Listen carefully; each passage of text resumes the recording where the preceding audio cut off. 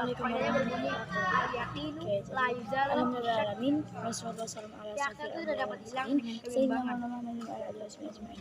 Yang terhormat Abi Hanif selaku Rektor Pesantren Sekian Berarah Ibadah Hidayah dan juga Omida selaku pengasuh Istana Pendidikan Pesantren Sekian Berarah Ibadah Hidayah. Oke, jadi yang terhormat juga Mbak Yasmin selaku ketua kelompok, Mbak Aul, Mbak siapa Bintang, Zilan, Endang, Sila dan semuanya.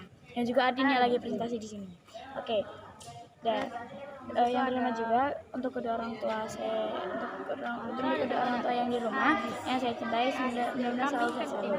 Oke, jadi saya Asyifa Rama Syafika dari MTS Taribah Hanidah akan mempresentasikan kitab di Al-Faraidul Bahjah. Oke, jadi bab kedua ya. Oke, jadi yang pertama itu ada kaidah, tentang kaidah. Nah, kaidah jadi ini merupakan kaidah kedua. Jadi bunyinya itu al-yakinu la yuzalu bisyak. Jadi keyakinan itu tidak dapat dihilangkan dengan kebimbangan. Oke, situ contohnya itu ragu dalam wudu. Misalnya kita tuh ragu, aduh aku mah tadi masih punya wudu atau enggak ya.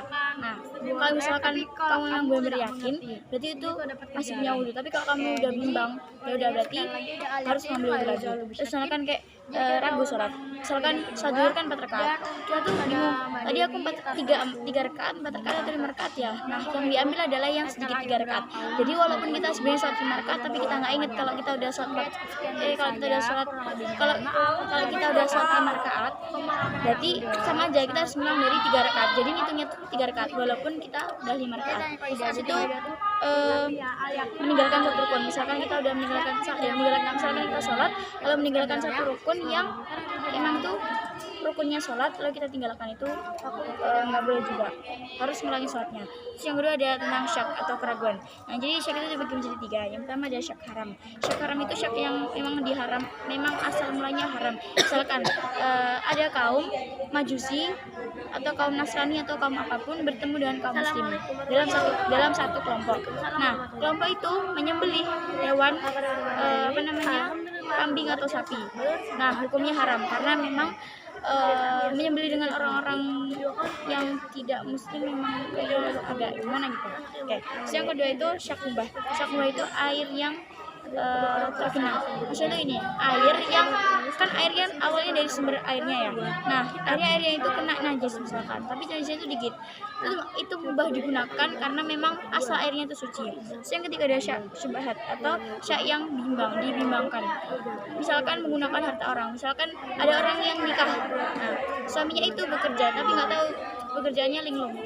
Nah, kita nggak apa-apa. Kita nggak tahu dari mana asal harta suami itu dapat. Dan kita menggunakannya. Nah, itu nggak apa-apa. Itu nggak apa-apa juga karena memang kita sebenarnya nggak tahu. Tapi kalau kita udah tahu ya udah nggak usah digunain. Oke guys, ada yang tanya. Ya. Jadi Salwa nanya, enggak guys, toh syak mubah. Iya, enggak syak mubah. Syak mubah itu Dalil, aku tanya dalil, dia nggak tanya guys, sumpah nggak nanya. Contohnya itu air yang tergenang yang udah kena najis, dah itu ya. Oke, sekian dari presentasi saya. Kalau ada kurang, mohon maaf. Wassalamualaikum warahmatullahi wabarakatuh.